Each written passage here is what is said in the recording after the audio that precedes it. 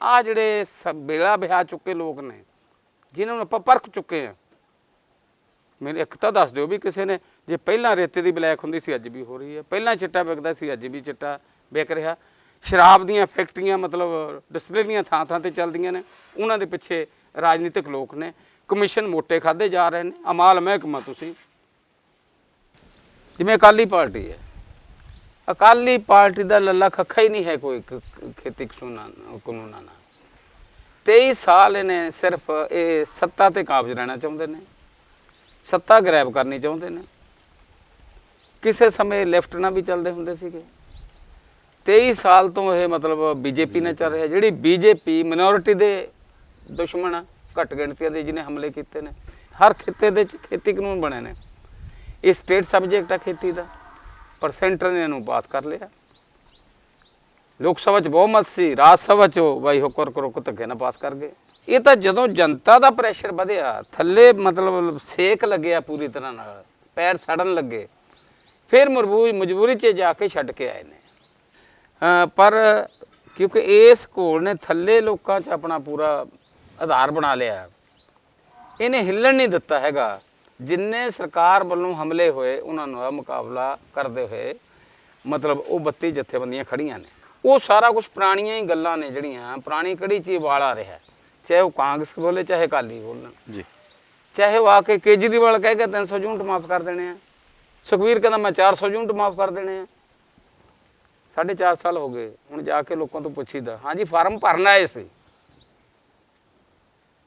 हुण प्रशांत किशोर वर्गे लोग वो दसदे भी किवें लोकां नूं बुद्धू बनाउणा, किहड़ा नारा देना, किवें लोकां जाओ, लोकां नूं किवें पुराणियां गल्लां जिहड़े तुहाडे पाप कीते भुल सकदे आ। इस अंदोलन ने लोकां 'च जागृति पैदा की है। इस अंदोलन के शुरू होने पहला अंदोलन आ दुनिया दे विच जिहनूं पिंडां दे लोकां ने, शहर दे लोकां ने, खेती करन वालियां ने, बेजमीनां ने, शहरां दे कारोबारियां ने, इंडस्ट्री वालियां ने, बुद्धिजीवियों ने, डॉक्टरों ने, वकीलों ने, सारे ने समर्थन किया भी ये लड़ाई मोदी नहीं लड़ रहा कला, ये लड़ाई कारपोरेट जगत लड़ रहा। जिहदे कोले हुण तुसीं नोट करोगे भी अडानी बानी ने जां दूजे पहले ये भी ठेके ते जमीनां लैणियां सी, ये मुल नहीं सी लैंदे जी।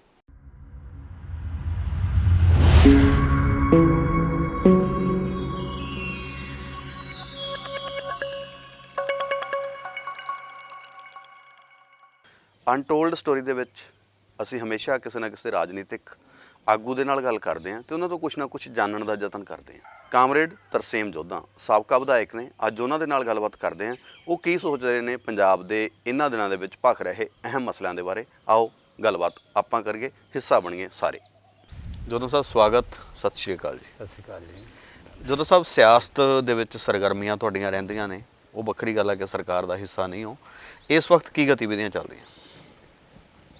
इस वक्त सारे देश के लोगों का, पंजाब के लोगों का, ईवन दुनिया के लोगों का ध्यान भी है जिहड़ा जो किसानी मुद्दों पर अंदोलन चल रहा। 3 खेती संबंधी कानून जिन्होंने असीं काले कानून कहने बनाए गए ने, सारा ध्यान उस पासे केंद्रित है। ये फोकस हो चुकी है लड़ाई भी जिहड़े 3 खेती कानून ने इन्हां दे पिछे किहड़ियां ताकतां ने, कौन इन्हां नूं लिआउण वाले ने, ये किहदे हक जाने ने, ये चर्चा हैगी लोगों च बहुत छिड़ी हुई है। राजनीतिक तौर पर आप देख रहे हैं भी उही पार्टियां मेन स्ट्रीम दियां जी जी जिन्हां दा कोई बहुता अंतर नहीं है राज करन दे विच, इकनोमिक इशूज ते दूसरियां ते वो लगियां हुई ने। देश पद्धर ते जिहड़ी पार्टी राज कर रही है अज, वो फिरकू पार्टी है बिल्कुल, जिहदी अप्रोच फासिस्ट आ जी। फासिस्ट अप्रोच दे हुंदियां वो कारपोरेट जगत लई पूरी तरह नाल समर्पित आ।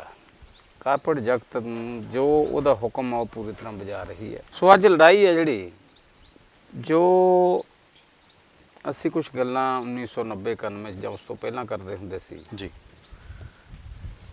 अंकल तजवीज़ां आ गईयां, गैट एग्रीमेंट आ गया, WTO, IMF, वर्ल्ड बैंक, ਇਹਦਾ ਕੀ ਅਸਰ ਹੋਣਾ, ਜਿਹੜੀ ਵੱਡੇ ਹਿੱਸੇ ਲੋਕਾਂ ਦੀ ਆਬਾਦੀ ਦੇ ਵੱਡੇ ਹਿੱਸੇ ਦੇ ਸਿਰਾਂ ਤੋਂ ਦੀ ਗੱਲ ਨਿਕਲ ਜਾਂਦੀ ਸੀ ਵੀ ਪਤਾ ਨਹੀਂ ਕਿਹੜੇ ਲੋਕਾਂ ਦੀ ਕਿਹੜੀ ਭਾਸ਼ਾ ਦੀ ਇਹ ਗੱਲ ਕਰ ਰਹੇ ਨੇ। ਅੱਜ ਉਹ ਲੋਕ ਆ ਜਿਹੜੇ ਅਸੀਂ ਉਹਨਾਂ ਨੂੰ 25 30 40 ਸਾਲ 'ਚ ਨਹੀਂ ਲੋਕਾਂ ਨੂੰ ਸਮਝਾ ਸਕੇ, ਅੱਜ ਉਹ ਬੜੀ ਛੇਤੀ ਸਮਝ ਰਹੇ ਨੇ। ਸੋ ਇਸ ਲਈ ਸਾਰੀ ਰਾਜਨੀਤੀ ਇਸ ਦੇ ਆਲੇ ਦੁਆਲੇ ਘੁੰਮਣੀ ਹੈ। ਸਹੀ। ਔਰ ਜਿਹੜੀਆਂ ਖੱਬੀਆਂ ਤਾਕਤਾਂ ਨੇ ਜਿਨ੍ਹਾਂ ਨੇ ਇਹਦੀ ਵਿਰੋਧਤਾ ਵੀ ਕੀਤੀ ਪਰ ਉਹ ਕਾਮਯਾਬ ਨਹੀਂ ਹੋ ਸਕੀਆਂ। ਜਿਹੜੇ ਉਹ ਯੂਨਾਈਟ ਵੀ ਨਹੀਂ ਹੋ ਸਕੀਆਂ ਜੀ। ਦਾਅ ਪੇਚ ਵੀ ਜਿਹੜੇ ਉਹਨਾਂ ਦੇ ਸੀਗੇ ਗਲਤ ਹੋਣ ਕਰਕੇ ਮਤਲਬ ਉਹ ਹਾਸ਼ੀਏ ਤੇ ਚਲੇ ਗਈਆਂ। ਪਰ ਰਾਜਨੀਤੀ ਉਹਨਾਂ ਵਾਲੀ ਆ ਜਿਹੜੀ ਅੱਜ ਉਹ ਮਤਲਬ ਧਰਾਤਲ ਤੇ ਬੜੀ ਤੇਜ਼ੀ ਨਾਲ ਕੰਮ ਕਰ ਰਹੀ ਹੈ। ਜੋਧਾ ਸਾਹਿਬ, ਇਸ ਮੌਕੇ ਦੇ ਉੱਤੇ ਜਦੋਂ ਰਾਜਨੀਤੀ ਦੀ ਗੱਲ ਕਰਾਂਗੇ, ਅਸੀਂ ਪੰਜਾਬ ਨੂੰ ਫੋਕਸ ਲੈ ਕੇ ਚੱਲੀਏ ਤਾਂ ਲਗਭਗ ਜਿਹੜੀਆਂ 3-4 ਪਾਰਟੀਆਂ ਸਾਰੀਆਂ ਕਿਸਾਨਾਂ ਦੀਆਂ ਹਮਾਇਤੀ ਹਤੈਸ਼ੀ ਬਣਨ ਦਾ ਦਾਅਵਾ ਕਰਦੀਆਂ। ਤੇ ਜੇ ਦੇਖੀਏ ਤਾਂ ਪਿੜ ਪੱਲੇ ਕਿਸੇ ਦੇ ਵੀ ਕੁਝ ਨਹੀਂ, ਕਿਸੇ ਨੇ ਪਹਿਲਾਂ ਤੇ ਕਿਸੇ ਨੇ ਬਾਅਦ ਦੇ ਵਿੱਚ ਇਹਨਾਂ ਕਾਨੂੰਨਾਂ ਦੀ ਹਮਾਇਤ ਕੀਤੀ ਆ ਸਿੱਧੇ ਜਾਂ ਸਿੱਧੇ ਢੰਗ ਦੇ ਨਾਲ। ਦੇਖੋ ਜੀ, ਪੰਜਾਬ 'ਚ ਜਿਹੜੀਆਂ ਪਾਰਟੀਆਂ ਮੁੱਖ ਤੌਰ ਤੇ ਪਹਿਲਾਂ ਦੇਸ਼ ਦੀ ਆਜ਼ਾਦੀ ਤੋਂ ਬਾਅਦ ਕਾਂਗਰਸ ਦੀ ਮੁੱਖ ਵਿਰੋਧੀ ਕਮਿਊਨਿਸਟ ਪਾਰਟੀ ਹੁੰਦੀ ਸੀ, ਮੁੱਖ ਵਿਰੋਧੀ। 1960 ਤੋਂ ਬਾਅਦ ਅਕਾਲੀ ਪਾਰਟੀ ਆਈ। ਅੱਜ ਪੰਜਾਬ ਦੇ ਵਿੱਚ ਕਾਂਗਰਸ, ਅਕਾਲੀ ਤੇ ਪਿਛਲੇ ਸਮੇਂ 'ਚ ਆਪ ਜਿਹੜੀ ਆਈ ਹੈਗੀ ਹੈ ਪਿਕਚਰ 'ਚ, ਇਵੇਂ ਜਿਵੇਂ BSP ਕੁਛ ਸਮਾਂ ਬੜਾ ਵਾਰ ਰਿਹਾ ਉਹਦਾ ਜੀ, ਅੱਜ ਉਹ ਵਾਰ ਨਹੀਂ ਹੈ। ਤੇ ਖੱਬੀਆਂ ਪਾਰਟੀਆਂ ਜਿਹੜੀਆਂ ਮਤਲਬ ਇੱਕ ਸ਼ਕਤੀ ਹੁੰਦੀਆਂ ਸੀ ਕਿਸੇ ਵੇਲੇ ਇੱਥੇ, ਜਿਨ੍ਹਾਂ ਦੇ ਅਸੈਂਬਲੀ 'ਚ ਵੀ ਤੇ ਕਈ ਵਾਰੀ ਪਾਰਲੀਮੈਂਟ 'ਚ ਵੀ ਮੈਂਬਰ ਗਏ, ਅਸੈਂਬਲੀ 'ਚ ਵੀ ਬਣਦੇ ਰਹੇ। ਅੱਜ ਉਹਨਾਂ ਦਾ ਨਾ ਕੋਈ ਪਾਰਲੀਮੈਂਟ 'ਚ ਨਾ ਅਸੈਂਬਲੀ 'ਚ ਮੈਂਬਰ ਆ, ਪਰ ਹੋਂਦ ਉਹਨਾਂ ਦੀ ਹੈ ਮਤਲਬ। ਤੇ ਜਿਹੜੀਆਂ ਮੈਂ ਪਹਿਲੀਆਂ ਕਾਂਗਰਸ ਤੇ ਅਕਾਲੀ ਨੇ, ਇਹ ਅੱਜ ਕਿਸਾਨ ਅੰਦੋਲਨ ਦੀ ਸਮਰਥਨ ਕਰ ਰਹੇ ਨੇ। ਅਸੀਂ ਜੇ ਦੇਖੀਏ ਤਾਂ ਜਿਹੜੀਆਂ ਨਿਊ ਇਕਨੋਮਿਕ ਪਾਲਿਸੀ ਆ ਜੀ, ਜਿਨ੍ਹਾਂ ਤੇ ਚੱਲ ਕੇ ਅੱਜ BJP ਅੱਗੇ ਵਧ ਰਹੀ ਹੈ, ਨਿਊ ਇਕਨੋਮਿਕ ਪਾਲਿਸੀ ਜਿਹੜੀ ਲਿਆਂਦੀ ਹੀ ਕਾਂਗਰਸ ਵੇਲੇ ਆ, ਜਿਸ ਸਮੇਂ ਨਰਸਿਮਹਾ ਰਾਓ ਪ੍ਰਧਾਨ ਮੰਤਰੀ ਸੀ ਤੇ ਮਨਮੋਹਨ ਸਿੰਘ ਵਿੱਤ ਮੰਤਰੀ ਸੀ। ਉਸ ਸਮੇਂ ਉਹਨਾਂ ਨੇ ਪ੍ਰਾਈਵੇਟੇਸ਼ਨ ਦਾ, ਲਿਬਰਲਾਈਜੇਸ਼ਨ ਦਾ, ਮਤਲਬ ਗਲੋਬਲਾਈਜੇਸ਼ਨ ਦਾ ਜਿਹੜਾ ਸਿਧਾਂਤ ਲੈ ਕੇ ਆਂਦਾ ਵੀ ਹੁਣ ਪਬਲਿਕ ਸੈਕਟਰ ਦੀ ਲੋੜ ਨਹੀਂ ਹੈ, ਹੁਣ ਇਨਵੈਸਟਮੈਂਟ ਹੋਵੇ ਇੱਥੇ, ਮਤਲਬ ਦੇਸ਼ ਦੇ ਸਰਮਾਏਦਾਰ ਇਨਵੈਸਟ ਕਰਨ, ਬਾਹਰੋਂ ਇਨਵੈਸਟਮੈਂਟ ਆਵੇ, ਫੋਰਨ ਡਾਇਰੈਕਟ ਇਨਵੈਸਟਮੈਂਟ ਹੋਵੇ। ਸਾਰੀ ਗੱਲ ਉੱਥੋਂ ਹੀ ਲੈ ਕੇ ਆਉਂਦੀ ਹੈ ਜੀ। ਤੇ ਇਹ ਜਿਹੜੇ ਕਾਨੂੰਨ ਨੇ, ਜਿਹੜੇ ਅੱਜ ਖੇਤੀ ਦੇ ਕਾਨੂੰਨ ਬਣੇ ਨੇ, ਇਹ ਵੀ ਉਹਦੇ ਆਲੇ ਦੁਆਲੇ ਘੁੰਮਦੇ ਨੇ। ਇਸ ਕਰਕੇ ਉਹ ਕਾਂਗਰਸ ਪਾਰਟੀ ਜਦੋਂ ਇਹ ਕਾਨੂੰਨ ਲਿਆਂਦੇ, ਉਹ ਲੜਾਈ ਲੜੀ ਨਹੀਂ ਸਕੀ, ਨਾ ਉਹ ਲੜ ਸਕਦੀ ਹੈ, ਨਾ ਲੜੀ ਆ ਨਾ ਲੜ ਸਕਦੀ ਹੈ। ਇੱਛਾ ਸ਼ਕਤੀ ਵੀ ਹੈ ਨਹੀਂ, ਇੱਛਾ ਸ਼ਕਤੀ ਹੈ ਨਹੀਂ, ਕਿਉਂਕਿ ਪਾਲਿਸੀ ਉਹਨਾਂ ਦੀ ਇਹ ਹੈ ਜੀ। ਕਾਰਪੋਰੇਟ ਜਗਤ ਕਿਸੇ ਸਮੇਂ ਮੋਨੋਪੋਲੀ ਹੈ ਜਿਹੜੀ ਇਹਨਾਂ ਦੀ ਸਪੋਰਟ ਕਰਦੀ ਰਹੀ ਹੈ। ਅੱਜ ਉਹਨਾਂ ਨੂੰ ਫਿੱਟ ਨਹੀਂ ਬਹਿੰਦੇ, ਅੱਜ ਉਹਨਾਂ ਨੇ ਪੈਸਾ ਆਪਣਾ ਜਿਹੜਾ ਹੈਗਾ ਇਨਵੈਸਟ ਕਰਦੇ ਆ, ਉਹ ਵੀ ਉਹਨਾਂ ਨੇ BJP ਤੇ ਇਨਵੈਸਟ ਕੀਤਾ ਹੈਗਾ। ਤੋ ਪਿਛਲੇ ਸਮੇਂ 'ਚ ਵੀ ਇਹਨਾਂ ਦਾ ਰੋਲ ਆਪਾਂ ਦੇਖ ਲਈਏ, ਇਹ ਕਹਿੰਦੇ ਵੀ ਅਸੀਂ ਇਹਨਾਂ ਦਾ ਕਾਨੂੰਨਾਂ ਦਾ ਕਿੱਥੇ ਗਰਾਊਂਡ ਲੈਵਲ ਤੇ ਕਿੱਥੇ ਇਹਨਾਂ ਨੇ ਘੋਲ ਸ਼ੁਰੂ ਕੀਤਾ। ਜੇ ਮਤਲਬ ਇਹ ਹਤੈਸ਼ੀ ਹੁੰਦੇ, ਗਰਾਊਂਡ ਲੈਵਲ ਤੇ ਲਾਈਕ ਮਾਈਂਡਡ ਪਾਰਟੀਆਂ ਨੂੰ ਇਕੱਠੇ ਕਰਕੇ ਅੰਦੋਲਨ ਸ਼ੁਰੂ ਕਰਦੇ।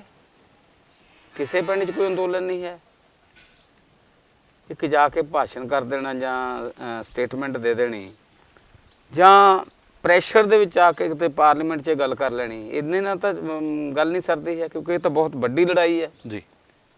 ਤੇ ਲੜਾਈ ਵਾਸਤੇ ਤਾਂ ਘਰ ਘਰ ਤੱਕ ਮਤਲਬ ਇਹਦਾ ਅਸਰ ਜਾਣਾ ਹੈ, ਘਰ ਘਰ ਦੇ ਵਿੱਚ ਲੜੀ ਜਾਣੀ ਹੈ। ਇਹ ਨਹੀਂ ਹੈ ਵੀ ਇੱਕ ਸੂਬੇ 'ਚ ਜਾਂ ਇੱਕ ਮਤਲਬ ਖਿੱਤੇ 'ਚ ਜਾਂ ਕਿਸਾਨਾਂ, ਹਰ ਘਰ ਦੇ ਵਿੱਚ ਮਤਲਬ ਲੜੀ ਜਾਣੀ ਹੈ ਲੜਾਈ। ਇਹ ਰਾਜਨੀਤੀ ਤੇ ਕਿੰਨਾ ਕੁ ਅਸਰ ਰਹੂਗਾ ਜੀ ਫਿਰ ਇਹਦਾ? ਜਿਹੜੀ ਲੜਾਈ ਆ ਲਾਜ਼ਮੀ ਤੌਰ ਤੇ ਇਹਦਾ ਇੰਪੈਕਟ ਪਊਗਾ, ਇੰਪੈਕਟ ਪੈ ਵੀ ਰਿਹਾ। ਜਿਵੇਂ ਅਕਾਲੀ ਪਾਰਟੀ ਹੈ, ਅਕਾਲੀ ਪਾਰਟੀ ਦਾ ਲੱਲਾ ਖੱਖਾ ਹੀ ਨਹੀਂ ਹੈ ਕੋਈ ਖੇਤੀ ਕਾਨੂੰਨਾਂ ਨਾਲ। 23 ਸਾਲ ਇਹਨੇ ਸਿਰਫ ਇਹ ਸੱਤਾ ਤੇ ਕਾਬਜ਼ ਰਹਿਣਾ ਚਾਹੁੰਦੇ ਨੇ, ਸੱਤਾ ਗ੍ਰੈਬ ਕਰਨੀ ਚਾਹੁੰਦੇ ਨੇ। ਕਿਸੇ ਸਮੇਂ ਲੈਫਟ ਨਾਲ ਵੀ ਚੱਲਦੇ ਹੁੰਦੇ ਸੀਗੇ। 23 ਸਾਲ ਤੋਂ ਇਹ ਮਤਲਬ BJP ਨਾਲ ਚੱਲ ਰਿਹਾ, ਜਿਹੜੀ BJP ਮਿਨੋਰਿਟੀ ਦੇ ਦੁਸ਼ਮਣ ਆ, ਘੱਟ ਗਿਣਤੀਆਂ ਦੇ ਜਿਹਨੇ ਹਮਲੇ ਕੀਤੇ ਨੇ, ਜਿਹੜੀ BJP ਨੇ ਸੂਬਿਆਂ ਦੇ ਅਧਿਕਾਰ ਖਤਮ ਕੀਤੇ ਨੇ। ਅਕਾਲੀ ਪਾਰਟੀ ਰੀਜਨਲ ਪਾਰਟੀ ਆ, ਇਹ ਸੂਬਿਆਂ ਨੂੰ ਕਿਸੇ ਸਮੇਂ ਸੂਬਿਆਂ ਨੂੰ ਵੱਧ ਅਧਿਕਾਰਾਂ ਦੀ ਗੱਲ ਕਰਦੀ ਸੀ, 23 ਸਾਲਾਂ 'ਚ ਹੀ, ਭਾਵੇਂ 23 ਸਾਲ 'ਚ ਉਹ ਲਗਾਤਾਰ ਸੱਤਾ 'ਚ ਸੈਂਟਰ 'ਚ ਨਹੀਂ ਰਹੇ, ਚਾਹੇ ਸੂਬੇ 'ਚ ਰਹੇ ਜਾਂ ਦੂਜੇ ਰਹੇ, 23 ਸਾਲਾਂ 'ਚ ਉਹਨਾਂ ਨੇ ਡਿਲਿਊਟ ਕੀਤਾ ਜਿਹੜਾ ਮਤਲਬ ਸੂਬਿਆਂ ਦੇ ਅਧਿਕਾਰ ਸੀਗੇ। ਹਰ ਖਿੱਤੇ ਦੇ 'ਚ ਖੇਤੀ ਕਾਨੂੰਨ ਬਣੇ ਨੇ।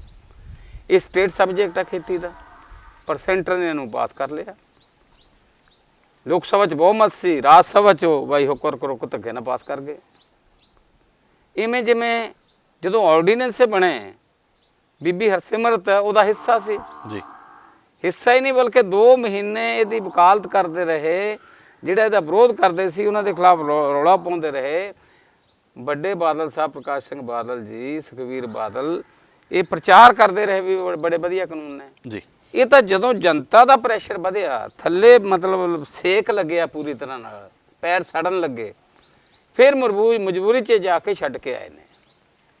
ਇਸ ਕਰਕੇ ਇਹ ਪਾਰਟੀਆਂ ਜਿਹੜੀਆਂ ਬੇਸਿਕ ਪੁਆਇੰਟ ਨੇ ਜਿਹੜੇ ਇਸ ਦੇ, ਉਹਨਾਂ ਤੋਂ ਬਹੁਤ ਦੂਰ ਨੇ, ਇਹ ਲੜ ਹੀ ਨਹੀਂ ਸਕਦੀਆਂ। ਤੁਹਾਨੂੰ ਕੀ ਲੱਗਦਾ ਕਿ ਕਿਸਾਨ ਧਿਰਾਂ ਨੂੰ ਸੰਘਰਸ਼ ਕਰਨਾ ਚਾਹੀਦਾ ਹੈ, ਰਾਜਨੀਤਿਕ ਰੂਪ ਦੇ ਵਿੱਚ ਉਤਰਨਾ ਚਾਹੀਦਾ ਮੈਦਾਨ 'ਚ? ਦੇਖੋ, ਹਲੇ ਇਸ਼ੂਜ਼ ਨੇ ਕੁਛ ਜਿਹੜੇ ਇਸ਼ੂ ਬਹੁਤ ਅਹਿਮ ਨੇ, ਜਿਹੜੇ 3 ਖੇਤੀ ਕਾਨੂੰਨ ਨੇ ਜਿਹੜੇ ਉਹ ਲੈ ਕੇ ਚੱਲੇ ਨੇ। ਮਿਨੀਮਮ ਪ੍ਰੋਗਰਾਮਾਂ ਵੀ ਆਪਾਂ ਇਹ ਰੱਦ ਕਰਵਾਉਣੇ ਨੇ, ਉਹਦੇ ਤੇ ਉਹ ਖੜੇ ਨੇ। ਔਰ ਇਸ ਲੜਾਈ ਨੇ ਜਿਹੜੀਆਂ ਵੱਖ-ਵੱਖ ਕਿਸਾਨ ਜਥੇਬੰਦੀਆਂ ਸੀ, ਵੱਖ-ਵੱਖ ਆਈਡੀਓਲੋਜੀ ਵਾਲੀਆਂ ਸੀਗੀਆਂ, ਉਹਨਾਂ ਸਾਰੀਆਂ ਨੂੰ ਇਕੱਠੇ ਵੀ ਕੀਤਾ। ਇਕੱਠੇ ਕੀਤੇ ਉਹ ਲੰਬਾ ਘੋਲ ਵੀ ਲੈ ਗਏ ਆ ਕੇ। ਉਹਦੇ 'ਚ ਡਿਫਰੈਂਸ ਹੋਣ ਦੇ ਬਾਵਜੂਦ ਮਤਲਬ ਇਹ ਘੋਲ ਟੁੱਟਿਆ ਨਹੀਂ ਹੈ। ਸਰਕਾਰ ਨੇ ਕੋਸ਼ਿਸ਼ ਵੀ ਬੜੀ ਕੀਤੀ ਇਹਦੇ 'ਚ ਪੈਨੀਟ੍ਰੇਸ਼ਨ ਕਰਾਉਣ ਦੀ, ਮਤਲਬ ਐਡਵੈਂਚਰਸਟ ਐਕਸ਼ਨ ਕਰਾਉਣ ਦੀ ਵੀ ਕੋਸ਼ਿਸ਼ ਕੀਤੀ, ਜਿਵੇਂ ਲਾਲ ਕਿਲ੍ਹੇ ਦਾ ਹੋਇਆ। ਪਰ ਕਿਉਂਕਿ ਇਸ ਘੋਲ ਨੇ ਥੱਲੇ ਲੋਕਾਂ 'ਚ ਆਪਣਾ ਪੂਰਾ ਆਧਾਰ ਬਣਾ ਲਿਆ, ਇਹਨੇ ਹਿੱਲਣ ਨਹੀਂ ਦਿੱਤਾ ਹੈਗਾ। ਜਿੰਨੇ ਸਰਕਾਰ ਵੱਲੋਂ ਹਮਲੇ ਹੋਏ ਉਹਨਾਂ ਦਾ ਮੁਕਾਬਲਾ ਕਰਦੇ ਹੋਏ ਮਤਲਬ ਉਹ 32 ਜਥੇਬੰਦੀਆਂ ਖੜੀਆਂ ਨੇ। ਅੱਜ ਵੀ ਜੇ ਕੋਈ ਇੱਧਰ ਉੱਧਰ ਕਰਨ ਦੀ ਗੱਲ ਕਰਦਾ, ਜੇ ਕੋਈ ਇਲੈਕਸ਼ਨ ਦੀ ਜਾਂ ਹੋਰ ਗੱਲ ਕਰਦਾ, ਉਹ 32 ਜਥੇਬੰਦੀਆਂ ਦੇ ਜੋ ਉਹਨਾਂ ਦੇ ਫੈਸਲੇ ਆ, ਉਹ ਲੰਬਾ ਸਮਾਂ ਨਹੀਂ ਚੱਲ ਸਕੂ, ਉਹ ਆਈਸੋਲੇਟ ਹੋ ਜੂ ਲੋਕਾਂ 'ਚੋਂ। ਸੋ ਜਿੱਥੋਂ ਤੱਕ ਰਾਜਨੀਤੀ ਦਾ ਸਵਾਲ ਆ, ਇੱਕ ਤਾਂ ਹੈ ਜੇ ਪੋਲੀਟੀਕਲ ਪਾਰਟੀਆਂ ਵਾਲੀ ਰਾਜਨੀਤੀ, ਹਾਂਜੀ, ਜਿਹੜੀਆਂ ਸਿਆਸੀ ਪਾਰਟੀਆਂ ਰਾਜਨੀਤੀ ਕਰ ਰਹੀਆਂ ਨੇ। ਹੁਣ ਉਹਨਾਂ ਨੂੰ 2022 ਚ ਚੋਣ ਦਿੰਦੀ ਹੈ, ਉਹਨਾਂ ਦੀ ਅੱਖ 2022 ਤੇ ਹੈ। ਜਿਹੜੀ ਧਿਰ ਸੱਤਾ ਤੋਂ ਬਾਹਰ ਆ, ਉਹ ਮੁੜ ਕੇ ਸੱਤਾ 'ਚ ਆਉਣ ਦੀ ਖਾਤਰ ਹਰ ਹਰਬਾ ਵਰਤੂਗੀ।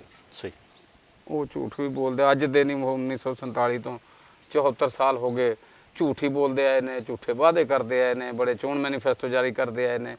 ਉਹ ਸਾਰਾ ਕੁਝ ਪੁਰਾਣੀਆਂ ਹੀ ਗੱਲਾਂ ਨੇ, ਜਿਹੜੀਆਂ ਪੁਰਾਣੀ ਕੜੀ 'ਚ ਹੀ ਵਾਲ ਆ ਰਿਹਾ। ਚਾਹੇ ਉਹ ਕਾਂਗਰਸ ਬੋਲੇ, ਚਾਹੇ ਅਕਾਲੀ ਬੋਲਣ ਜੀ, ਚਾਹੇ ਉਹ ਆ ਕੇ ਕੇਜਰੀਵਾਲ ਕਹਿ ਕੇ 300 ਯੂਨਿਟ ਮਾਫ ਕਰ ਦੇਣੇ ਆ, ਸੁਖਵੀਰ ਕਹਿੰਦਾ ਮੈਂ 400 ਯੂਨਿਟ ਮਾਫ ਕਰ ਦੇਣੇ ਆ, ਤੇ ਆਪਣੇ ਸਿੱਧੂ ਸਾਹਿਬ ਕਹਿੰਦੇ, ਨਵਜੋਤ ਸਿੱਧੂ ਕਹਿੰਦੇ ਮੈਂ ਜੀ ਇਹ 5 ਰੁਪਏ 3 ਰੁਪਏ ਯੂਨਿਟ ਕਰ ਦੇਣੀ, ਸਸਤੀ ਕਰ ਦੇਣੀ ਆ। ਹੁਣ ਲੋਕ ਬੁੱਧੂ ਨਹੀਂ ਹੈ, ਲੋਕ ਸਮਝ ਰਹੇ ਨੇ ਵੀ ਇਸ਼ੂ ਇਕੱਲਾ ਬਿਜਲੀ ਦਾ ਨਹੀਂ ਹੈ, ਇਸ਼ੂ ਸਭ ਨਾਲੋਂ ਵੱਡਾ ਰੁਜ਼ਗਾਰ ਦਾ ਸਾਡੇ ਸਾਹਮਣੇ ਖੜਾ।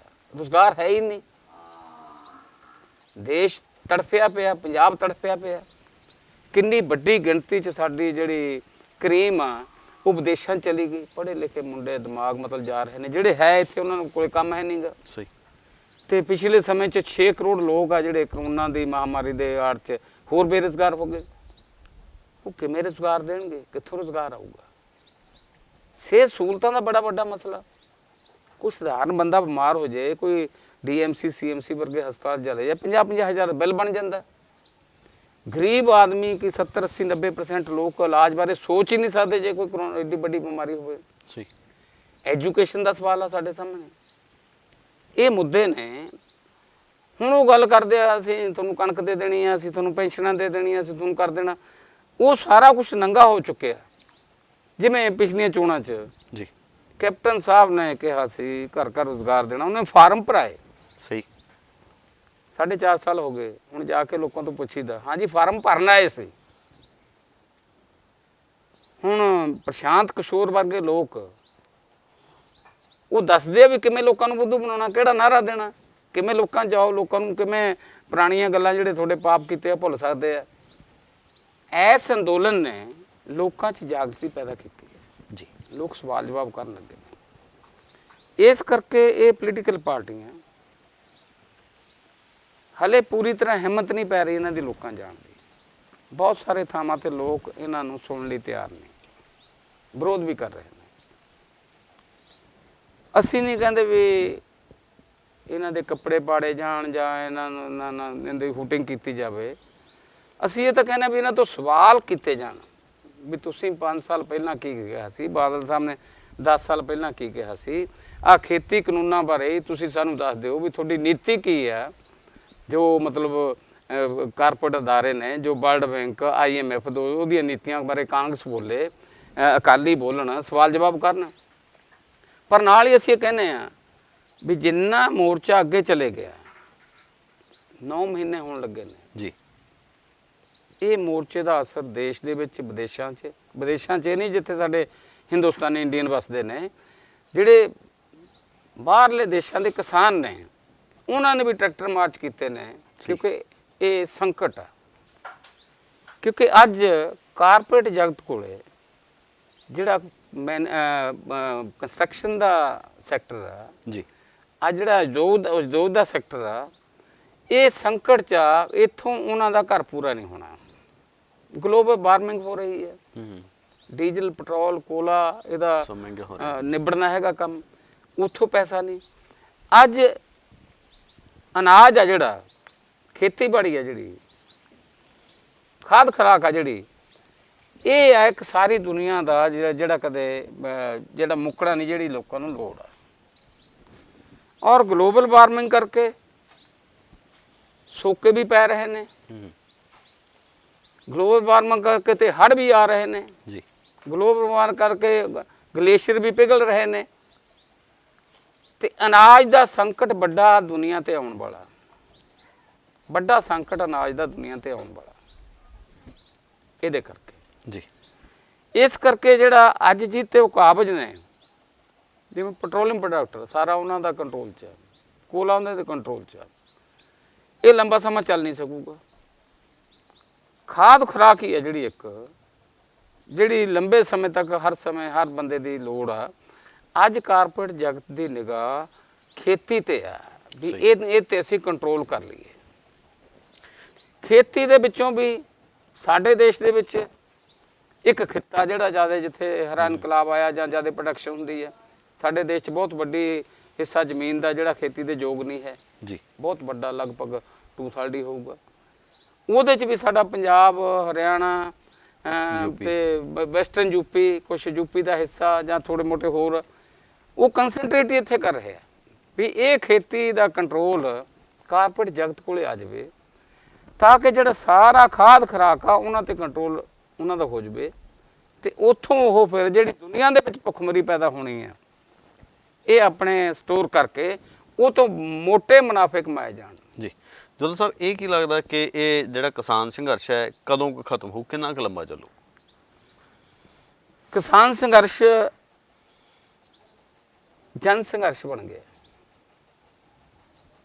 ਜਨ ਸੰਘਰਸ਼ ਹੀ ਪ੍ਰਾਪਤੀ ਕਰ ਸਕੂਗਾ।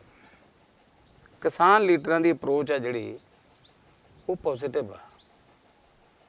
ਉਹ ਸ਼ੁਰੂ ਤੋਂ ਹੀ ਕਿਸਾਨ ਮਜ਼ਦੂਰ ਏਕਤਾ ਦਾ ਨਾਅਰਾ ਲਾ ਰਹੇ ਨੇ।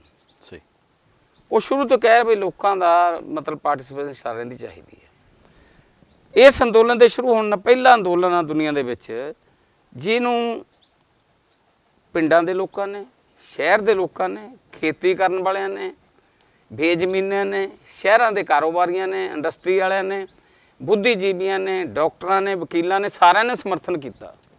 ਤੁਸੀਂ ਨੋਟ ਕੀਤਾ ਹੋਊ ਜੀ ਜੀ, ਝੰਡਿਆਂ ਦੀ ਤੋੜ ਪੈ ਜਾਂਦੀ ਸੀ, ਝੰਡੇ ਨਹੀਂ ਸੀ ਮਿਲਦੇ।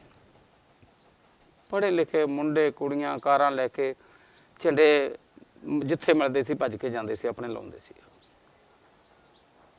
ਇਹ ਗੱਲ ਦੱਸਦੀ ਸੀ ਵੀ ਇਹ ਇਸ਼ੂ ਆ ਜਿਹੜਾ ਇਕੱਲਾ ਕਿਸਾਨਾਂ ਦਾ ਨਹੀਂ, ਇਹ ਲੋਕਾਂ ਦਾ ਇਸ਼ੂ ਬਣ ਗਿਆ। ਸਹੀ, ਹੁਣ ਇਹ ਕਿੰਨਾ ਲੰਬਾ ਚੱਲੂਗਾ, ਇਹ ਸਮਝਦਾਰੀ ਦੀ ਗੱਲ ਆ।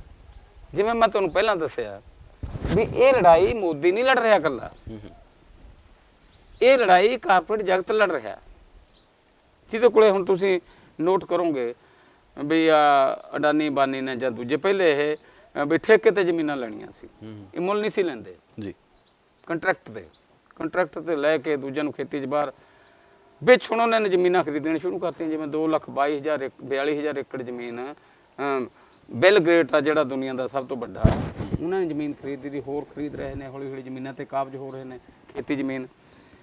ਇਸ ਲਈ ਇਹਨੂੰ ਥੱਲੇ ਹੋਰ ਲੋਕਾਂ ਤੱਕ ਲਿਜਾਣ ਦੀ ਲੋੜ ਆ। ਜਿਹੜਾ ਮੈਂ ਸਮਝਦਾ, ਮੈਂ ਪਿਛਲੇ ਦਿਨਾਂ 'ਚ ਪਿੰਡਾਂ 'ਚ ਗਿਆ ਜੀ, ਕੋਈ ਇਸ ਅੰਦੋਲਨ ਦਾ ਵਿਰੋਧ ਨਹੀਂ ਕਰ ਰਿਹਾ, ਪਰ ਐਕਟਿਵਲੀ ਪਾਰਟਿਸਿਪੇਸ਼ਨ ਕਿੰਨੇ % ਲੋਕਾਂ ਦੀ ਹੈ ਸਾਨੂੰ ਦੇਖਣਾ ਪਊਗਾ। ਸਹੀ। ਹਲੇ ਜਿਹੜੇ ਬੇਜ਼ਮੀਨੇ ਲੋਕ ਨੇ ਉਹ ਐਕਟਿਵਲੀ ਪਾਰਟਿਸਿਪੇਟ ਨਹੀਂ ਕਰ ਰਹੇ। ਜਿੱਥੇ ਕੋਈ ਆਰਗੇਨਾਈਜ਼ ਸੈਕਸ਼ਨ ਆ ਮਜ਼ਦੂਰਾਂ ਦਾ, ਖੇਤ ਮਜ਼ਦੂਰਾਂ ਦਾ, ਕੋਈ ਜਥੇਬੰਦੀ ਉਹ ਲੈ ਜਾਂਦੀ ਹੈ। ਤੇ ਜਿਹੜਾ ਪਿਛਲਾ ਸਾਡਾ ਪਿੰਡਾਂ ਦੇ ਵਿੱਚ ਫਿਊਡਲ ਰਿਲੇਸ਼ਨ ਨੇ, ਜਗੀਰੂ ਰਿਸ਼ਤੇ ਨੇ, ਜਿਹੜਾ ਜਾਤ ਪਾਤ ਵਾਲਾ ਮਸਲਾ, ਸਹੀ, ਉਹ ਇਸ ਅੰਦੋਲਨ ਦੇ ਰਾਹ 'ਚ ਇੱਕ ਬੜਾ ਵੱਡਾ ਹਿੱਸਾ, ਬੜਾ ਵੱਡਾ ਰੋੜਾ ਇਸ ਅੰਦੋਲਨ ਦੇ ਰਾਹ ਦੇ ਵਿੱਚ।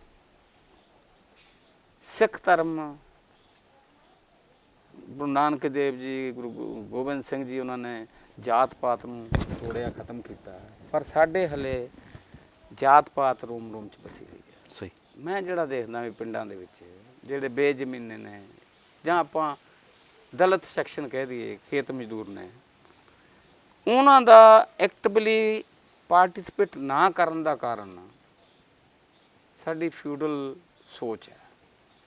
ਪਿੱਛੇ ਵੀ ਤੁਸੀਂ ਨੋਟ ਕੀਤਾ ਹੋਊ ਜੀ, ਜਦੋਂ ਝੋਨਾ ਜੀਰੀ ਲੱਗਣ ਲੱਗਿਆ, ਬੜੇ ਘੱਟ ਲੋਕ ਹੁੰਦੇ ਨੇ, ਉਹ ਬਹੁਤ ਰੇਅਰ ਹੁੰਦੇ ਨੇ, ਬਾਈਕਾਟ ਕਰ ਦਿਓ ਜੀ ਇਹ। ਸਹੀ ਗੱਲ। ਤੇ ਉਹ ਗੱਲ ਪ੍ਰਵੇਲ ਕਰ ਰਹੀ ਹੈ। ਦੂਜਾ, ਉਹਨਾਂ ਲੋਕਾਂ ਤੱਕ ਪਹੁੰਚ ਕਰਨੀ, ਹਲੇ ਕਿਸਾਨੀ ਦੀ ਸਮੁੱਚੀ ਲੀਡਰਸ਼ਿਪ, ਮੈਂ ਬਹੁਤ ਹਿੱਸਾ ਜਿਹੜਾ ਥੱਲੇ ਖੇਤ ਮਜ਼ਦੂਰਾਂ ਤੱਕ ਪਹੁੰਚ ਕਰ ਰਿਹਾ ਜੀ, ਹਲੇ ਕਿਸਾਨੀ ਦੀ ਸਮੁੱਚੀ ਲੀਡਰਸ਼ਿਪ, ਉਹਨਾਂ ਕੋਲ ਟਾਈਮ ਨਹੀਂ ਹੈ ਜਾਂ ਸਮਾਂ ਨਹੀਂ ਲੱਗ ਰਿਹਾ, ਮਤਲਬ ਪਿੰਡ 'ਚ ਜਾ ਕੇ ਉਹਨਾਂ ਨੂੰ ਇੱਕ ਥਾਂ ਇਕੱਠੇ ਕਰਕੇ, ਉਹਨਾਂ ਦੇ ਗ੍ਰੀਵੈਂਸਸ ਸੁਣ ਕੇ, ਜੋ ਕੋਈ ਪਿਛਲੇ ਸਮੇਂ 'ਚ ਸਾਡੀਆਂ ਵਧੀਕੀਆਂ ਹੋਈਆਂ, ਉਹਨਾਂ ਨੂੰ ਸਮਝਾ ਕੇ ਵੀ ਅੱਜ ਲੜਾਈ ਸਾਡੀ ਬਹੁਤ ਵੱਡੀ ਆ, ਉਹ ਹਲੇ ਕੰਮ ਕਰਨਾ ਬਹੁਤ ਬਾਕੀ ਹੈ। ਲਾਸਟ ਸਵਾਲ ਜੀ, ਫਿਰ ਰਾਜਨੀਤਿਕ ਅਲਟਰਨੇਟ ਕੀ ਹੋਊਗਾ ਪੰਜਾਬ ਦੇ ਵਿੱਚ? ਦੇਖੋ, ਆਲਟਰਨੇਟਿਵ ਤਾਂ ਰਾਜਨੀਤਿਕ ਇਹ ਤਾਂ ਹੈ ਨਹੀਂ ਵੀ ਕਾਂਗਰਸ ਦਾ, ਅਕਾਲੀਆਂ ਦਾ ਦੂਜਾ। ਵਿਕਾਸ ਦਾ ਮਾਡਲ ਕੀ ਹੋਊਗਾ? ਵਿਕਾਸ ਦਾ ਮਾਡਲ ਦਾ ਸਵਾਲ ਹੈ ਇੱਥੇ ਜੀ। ਤਰੱਕੀ ਦਾ ਰਾਹ ਕਿਹੜਾ ਹੋਊਗਾ?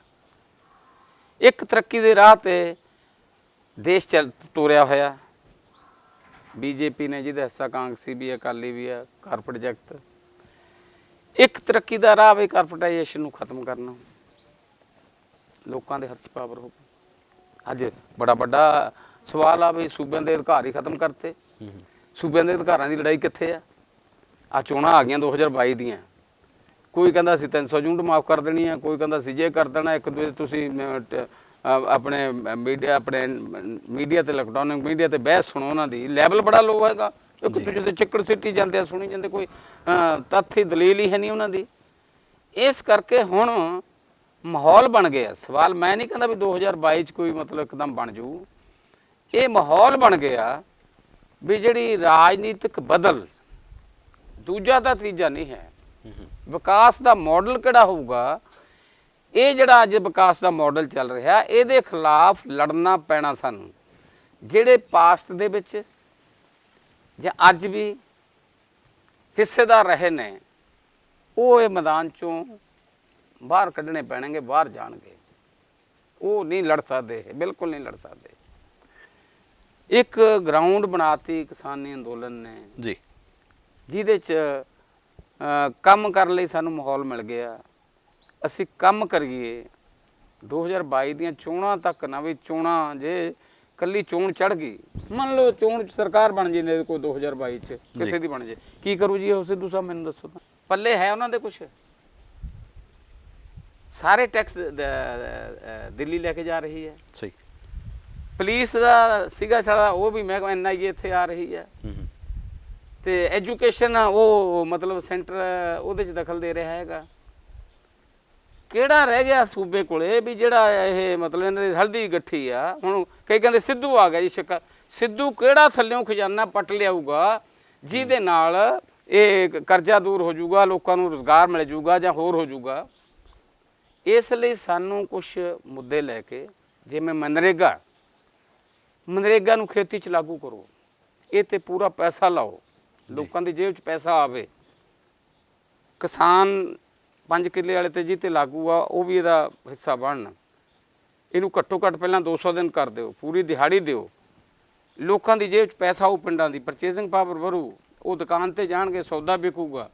ਜਿਹੜੀ ਦੁਕਾਨਦਾਰ ਅੱਜ ਵਿਹਲਾ ਬੈਠਾ ਮੱਖੀਆਂ ਮਾਰ ਰਿਹਾ, ਉਹ ਜਿਹੜਾ ਥੋਕ ਵਾਲੇ ਤੋਂ ਲੈਂਦਾ ਉੱਥੇ ਮੰਗ ਵਧੂਗੀ, ਕਾਰਖਾਨੇ ਚੱਲਣਗੇ, ਲੋਕਾਂ ਨੂੰ ਰੁਜ਼ਗਾਰ ਮਿਲੂਗਾ। ਕੁਛ ਇਹੋ ਜਿਹੇ ਮੁੱਦੇ ਲੋਕਾਂ ਦੇ ਸਾਹਮਣੇ ਪੇਸ਼ ਕਰਨੇ ਪੈਣਗੇ। ਇਸ ਲਈ ਆਲਟਰਨੇਟਿਵ ਰਾਜਨੀਤੀ ਇਸੇ ਚੋਂ ਨਿਕਲਣੀ ਹੈ, ਔਰ ਲੀਡਰਸ਼ਿਪ ਵੀ ਨਵੀਂ ਨਿਕਲੂਗੀ। ਸਹੀ। ਆ ਜਿਹੜੇ ਬੇੜਾ ਬਿਹਾ ਚੁੱਕੇ ਲੋਕ ਨੇ, ਜਿਨ੍ਹਾਂ ਨੂੰ ਆਪਾਂ ਪਰਖ ਚੁੱਕੇ ਹਾਂ, ਮੈਨੂੰ ਇੱਕ ਤਾਂ ਦੱਸ ਦਿਓ ਵੀ ਕਿਸੇ ਨੇ, ਜੇ ਪਹਿਲਾਂ ਰੇਤੇ ਦੀ ਬਲੈਕ ਹੁੰਦੀ ਸੀ ਅੱਜ ਵੀ ਹੋ ਰਹੀ ਹੈ, ਪਹਿਲਾਂ ਚਿੱਟਾ ਵਿਕਦਾ ਸੀ ਅੱਜ ਵੀ ਚਿੱਟਾ ਵਿਕ ਰਿਹਾ, ਸ਼ਰਾਬ ਦੀਆਂ ਫੈਕਟਰੀਆਂ ਮਤਲਬ ਡਿਸਟਿਲਰੀਆਂ ਥਾਂ ਥਾਂ ਤੇ ਚੱਲਦੀਆਂ ਨੇ, ਉਹਨਾਂ ਦੇ ਪਿੱਛੇ ਰਾਜਨੀਤਿਕ ਲੋਕ ਨੇ, ਕਮਿਸ਼ਨ ਮੋਟੇ ਖਾਦੇ ਜਾ ਰਹੇ ਨੇ। ਅਮਾਲ ਮਹਿਕਮਾ ਤੁਸੀਂ ਇੱਕ ਇੱਕ ਥਾਂ ਤੋਂ, ਇੱਕ ਇੱਕ ਤਹਿਸੀਲ ਦੇ ਵਿੱਚੋਂ ਲੱਖਾਂ ਰੁਪਈਆ ਰੋਜ਼ ਜਾ ਰਿਹਾ, ਸੜਕਾਂ ਬਣਦੀਆਂ ਨੇ, ਕੋਈ ਹੋਰ ਬਣਦਾ, ਉਹਦੇ 'ਚੋਂ ਕਮਿਸ਼ਨ ਖਾਦੇ ਜਾ ਰਹੇ ਨੇ। ਇਹ ਤਾਂ ਮਤਲਬ ਉਸ ਦਾ ਪਾਰਟ ਐਂਡ ਪਾਰਸਲ ਨੇ। ਸੋ ਜਿਹੜੇ ਸਟਰਗਲ ਦੇ ਵਿੱਚੋਂ ਜਿਹੜਾ ਘੋਲ ਚੱਲ ਰਿਹਾ, ਇਹਨੂੰ ਅਸੀਂ ਤਿੱਖਾ ਕਰੀਏ। ਇਹ ਕਿਸਾਨੀ ਕਰੋੜ ਜਿਹੜੇ ਕਿਸਾਨ ਦੇ ਮੁੱਦੇ ਨੇ, ਉਹਨਾਂ ਨੇ ਜੋੜ ਲਏ ਮਜ਼ਦੂਰਾਂ ਦੇ ਮੁੱਦੇ ਵੀ 44 ਜਿਹੜੇ ਕਿਰਤ ਕਾਨੂੰਨ ਇਹਨਾਂ ਨੇ ਖਤਮ ਕੀਤੇ ਨੇ, 4 ਕੋਡ ਲੋਕਾਂ ਮਜ਼ਦੂਰਾਂ ਦੇ ਵਿਰੋਧੀ ਬਣਾਏ ਨੇ, ਉਹ ਪਲੱਸ ਲੋਕਾਂ ਨੂੰ ਰੁਜ਼ਗਾਰ ਮਿਲੇ। ਜਿਹੜਾ ਸਾਰਾ ਪਬਲਿਕ ਸੈਕਟਰਾਂ ਨੂੰ ਕੌਡੀਆਂ ਦੇ ਭਾਅ 'ਤੇ ਵੇਚਿਆ ਜਾ ਰਿਹਾ। ਹੁਣ ਤੁਹਾਨੂੰ ਸ਼ਾਇਦ ਪਤਾ ਹੋਊਗਾ ਵੀ ਚੰਡੀਗੜ੍ਹ ਦਾ ਬਿਜਲੀ ਬੋਰਡ ਆ, ਜਿਹੜਾ ਬਿਜਲੀ ਦਾ ਮਹਿਕਮਾ ਹੈਗਾ, ਉਹ 50-60 ਹਜ਼ਾਰ ਕਰੋੜ ਦਾ, ਉਹਦਾ ਕੋਈ 150 ਕਰੋੜ ਉਹਦਾ ਇਨਕਮ ਹੈਗੀ ਹੈ। ਉਹਦੇ ਟੈਂਡਰ ਲੱਗ ਰਹੇ ਨੇ ਹਲੇ, ਮੇਰੀ ਜਾਣਕਾਰੀ ਦੇ ਮੁਤਾਬਕ ਵੀ 813 ਕਰੋੜ ਦਾ ਟੈਂਡਰ ਲੱਗਿਆ। ਉਹ 5-7 ਨੇ ਉਹਨਾਂ ਨੇ ਲੈ ਜਾਣਾ ਸਾਰਾ। ਲੋਕਾਂ ਨੂੰ ਦੱਸਣਾ ਪਊਗਾ ਇਹ ਵੀ ਲੋਕਾਂ ਦੇ ਪੈਸੇ ਦੇ ਬਣੇ ਹੋਏ ਰੇਲਵੇ ਸਟੇਸ਼ਨ, ਲੋਕਾਂ ਦੇ ਪੈਸੇ ਦੇ ਬਣੇ ਹੋਏ ਬਿਜਲੀ ਬੋਰਡ, ਲੋਕਾਂ ਦੇ ਪੈਸੇ ਦੇ ਬਣੇ ਹੋਏ ਸਾਰੇ ਅਦਾਰੇ ਨੇ ਜਿਹੜੇ, ਉਹ ਭੋਂ ਦੇ ਭਾਅ 'ਤੇ ਵੇਚੇ ਜਾ ਰਹੇ ਨੇ। ਇਹ ਸਾਡੀ ਜਾਇਦਾਦ ਆ, ਇਹਦੇ ਖਿਲਾਫ ਲੜਨਾ ਪਊਗਾ ਲੋਕਾਂ ਨੂੰ। ਪਬਲਿਕ ਸੈਕਟਰ ਦਾ ਨਿੱਜੀ ਕਰਨੇ ਦੇ ਖਿਲਾਫ, ਲੋਕਾਂ ਨੂੰ ਹੈਲਥ ਦੀਆਂ ਸਹੂਲਤਾਂ ਮਿਲਣ, ਲੋਕਾਂ ਨੂੰ ਐਜੂਕੇਸ਼ਨ ਮਿਲੇ, ਲੋਕਾਂ ਨੂੰ ਰੁਜ਼ਗਾਰ ਮਿਲੇ। ਰੁਜ਼ਗਾਰ ਕਿਵੇਂ ਝੂਠ ਬੋਲੀ ਜਾਂਦੇ ਨੇ। ਮੈਂ ਸੁਖਬੀਰ ਬਾਦਲ ਨੂੰ ਸੁਣ ਰਿਹਾ ਸੀ, ਸਾਡੇ ਜੀ 2.5 ਲੱਖ ਨੌਕਰੀਆਂ ਮਿਲੀਆਂ, ਅਸੀਂ ਇੱਥੇ ਬੜਾ ਇਨਵੈਸਟ ਕਰਾਇਆ ਪੈਸਾ। ਕਿਹੜਾ ਇਨਵੈਸਟ ਕਰਾਇਆ ਦੱਸੋ ਕਿੱਥੇ? ਸਾਡੇ ਨੌਜਵਾਨ ਤਾਂ ਵਿਹਲੇ ਤੁਰੇ ਫਿਰਦੇ ਆ, ਕਿੱਥੇ ਕੰਮ ਮਿਲਦਾ। ਇਸ ਲਈ ਇਹਨਾਂ ਇਸ਼ੂਜ਼ 'ਤੇ ਜਿਹੜਾ ਮਾਹੌਲ ਕਿਸਾਨ ਅੰਦੋਲਨ ਨੇ ਪੰਜਾਬ 'ਚ ਹੀ ਨਹੀਂ, ਸਾਰੇ ਦੇਸ਼ 'ਚ ਬਲਕਿ ਸਾਰੀ ਦੁਨੀਆ 'ਚ ਪੈਦਾ ਕਰ ਦਿੱਤਾ, ਇਸ ਅੰਦੋਲਨ ਨੂੰ ਕਾਮਯਾਬ ਕਰਨ ਵਾਸਤੇ ਸਾਨੂੰ ਹਰ ਤਾਕਤ ਆ ਜਿਹੜੀ ਝੋਕ ਦੇਣੀ ਚਾਹੀਦੀ ਆ, ਜਿਹਦੇ 'ਤੇ ਸਾਨੂੰ ਲੋਕਾਂ 'ਚ ਜਾਣਾ ਪਊਗਾ, ਪਿੰਡਾਂ 'ਚ ਜਾਣਾ ਪਊਗਾ, ਮਜ਼ਦੂਰਾਂ ਦੇ ਮਹੱਲਿਆਂ ਦੇ ਵਿੱਚ ਜਾ ਕੇ ਮੀਟਿੰਗਾਂ ਕਰਾਉਣੀਆਂ ਪੈਣਗੀਆਂ, ਉਹਨਾਂ ਨੂੰ ਦੱਸਣਾ ਪਊਗਾ ਵੀ ਆਹ ਗੱਲਾਂ ਨੂੰ ਛੱਡੋ ਭਾਈ, ਇਹਨੇ ਤਾਂ ਸਾਰਾ ਕੁਝ ਬਰਬਾਦ ਕਰ ਦੇਣਾ। ਸਹੀ। ਕੱਖ ਵੀ ਨਹੀਂ ਰਹਿਣਾ, ਮੰਡੀਆਂ ਚਲੀਆਂ ਜਾਣੀਆਂ, ਇਹ ਇੱਥੇ ਦੇ ਜਿਹੜੇ ਆਪਣੇ ਸ਼ੈਲਰ ਹੈ ਖਤਮ ਹੋ ਜਾਣੇ ਆ, ਪੱਠੇ ਖਤਮ ਹੋ ਜਾਣੇ ਆ, ਕਾਰੋਬਾਰ ਮੁੱਕ ਜਾਣਾ। ਇੱਥੇ ਪਹਿਲਾਂ ਕੰਟਰੈਕਟ ਤੇ ਲੈਣਗੇ ਅਤੇ ਫਿਰ ਇੱਥੇ ਖੇਤੀ ਆ ਜਿਹੜੀ, ਉਹ ਇਹਨਾਂ ਟਰੈਕਟਰਾਂ ਨਾਲ, ਇਸ ਮਸ਼ੀਨਰੀ ਨਾਲ ਥੋੜ੍ਹਾ ਹੋਊਗੀ, ਵੱਡੀ ਮਸ਼ੀਨਰੀ ਹੋਊਗੀ। ਉਹ ਜਿਹੜਾ ਅੱਜ ਵੀ ਪਿੰਡ 'ਚ ਰੁਜ਼ਗਾਰ ਮਿਲ ਰਿਹਾ, ਮੰਨ ਲਓ 2000 ਆ, 200 ਨੂੰ ਵੀ ਰੁਜ਼ਗਾਰ ਨਹੀਂ ਰਹਿਣਾ, ਮਜ਼ਦੂਰੀ ਰਹਿਣੀ ਨਹੀਂ ਹੈ। ਜੇ ਅਸੀਂ ਜਾ ਕੇ ਲੋਕਾਂ ਨੂੰ ਐਜੂਕੇਟ ਕਰਾਂਗੇ, ਲੋਕ ਇਹਦਾ ਪਾਰਟ ਐਂਡ ਪਾਰਸਲ ਬਣ ਗਏ। ਜਿਹੜੇ ਮਤਲਬ ਸਮਝਦਾਰ ਬੰਦੇ ਨੇ, ਜਿਨ੍ਹਾਂ ਦੇ ਕੋਈ ਮਤਲਬ ਚਿੰਤਾ ਹੈਗੀ ਆ ਆਪਣੀ ਨਵੀਂ ਪੀੜ੍ਹੀ ਦੀ, ਉਹ ਜਿਹੜੀਆਂ ਸਾਤੋਂ ਭੁੱਲਾਂ ਪਿਛਲੇ ਸਮਾਂ 'ਚ ਹੋਈਆਂ ਨੇ, ਜਾਤ ਪਾਤ ਦੇ ਨਾਂ 'ਤੇ ਹੋਈਆਂ ਜਾਂ ਕਿਸੇ ਵੀ ਨਾਂ 'ਤੇ ਹੋਈਆਂ, ਉਹ ਭੁੱਲਾਂ ਸਾਨੂੰ ਮਤਲਬ ਬਖਸ਼ਾਉਣੀਆਂ ਪੈਣੀਆਂ ਨੇ। ਅਸੀਂ ਸਾਰੇ ਪਿੰਡ ਨੂੰ ਇਕੱਠਾ ਕਰ ਦਈਏ, ਅਸੀਂ ਸਾਰੇ ਲੋਕਾਂ ਨੂੰ ਇਕੱਠਾ ਕਰ ਦਈਏ, ਅਸੀਂ ਸ਼ਹਿਰੀ ਲੋਕਾਂ ਨੂੰ ਇਕੱਠਾ ਕਰ ਦਈਏ, ਅਤੇ ਸਾਰੀ ਤਾਕਤ ਆ ਅਗਵਾਈ ਇਸ ਕਿਸਾਨ ਅੰਦੋਲਨ ਦੀ ਹੋਵੇ, ਇਸ ਅੰਦੋਲਨ ਦੇ ਪਿੱਛੇ ਝੋਕ ਦਈਏ। ਇਹੀ ਅੰਦੋਲਨ ਆ ਜਿਹੜਾ ਕੱਲ੍ਹ ਨੂੰ ਆਲਟਰਨੇਟਿਵ ਆ, ਜਿਹੜਾ ਪੋਲੀਟੀਕਲ ਆਲਟਰਨੇਟਿਵ, ਉਹ ਲੋਕਾਂ ਦੇ ਸਾਹਮਣੇ ਪੇਸ਼ ਹੋਵੇ। ਬਹੁਤ ਮਿਹਰਬਾਨੀ ਜੋਧਾ ਸਾਹਿਬ, ਬਹੁਤ ਧੰਨਵਾਦ। ਸਾਬਕਾ ਵਿਧਾਇਕ ਤਰਸੇਮ ਜੋਧਾ ਹੋਰਾਂ ਦੇ ਨਾਲ ਅਸੀਂ ਗੱਲਬਾਤ ਕਰ ਰਹੇ ਸੀ।